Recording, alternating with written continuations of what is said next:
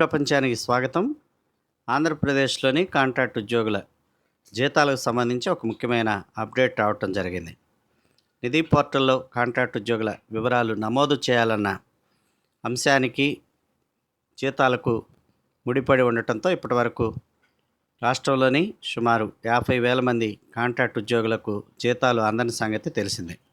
కొన్ని శాఖల్లో పనిచేసే వారికి సుమారు 4 నెలలుగా జీతాలు రాని పరిస్థితి నెలకొని ఉన్న నేపథ్యంలో ఏపీ ఎన్జిఓ రాష్ట్ర అధ్యక్షుడు విద్యాసాగర్ ఫైనాన్స్ జాయింట్ సెక్రటరీ అల్లాడి గౌతమ్ను కలిసి ప్రత్యేకంగా విజ్ఞప్తి చేసిన నేపథ్యంలో జీతాల బిల్లులకు సంబంధించి ప్రభుత్వం ఒక కీలకమైన నిర్ణయం తీసుకునే అవకాశం ఉన్నట్లుగా తెలుస్తుంది.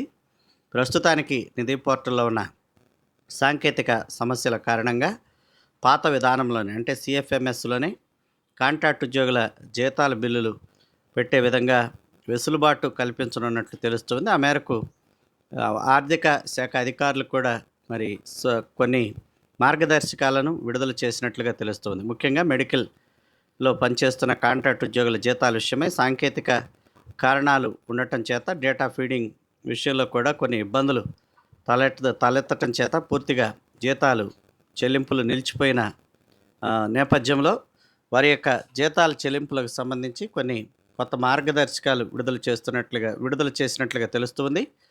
సిఎఫ్ఎంఎస్లోనే ప్రస్తుతానికి కాంట్రాక్ట్ ఉద్యోగుల జీతాల బిల్లులు ప్రాసెసింగ్ చేయడానికి ప్రభుత్వం ప్రత్యేకంగా అనుమతినివ్వనున్నట్లుగా తెలిసింది.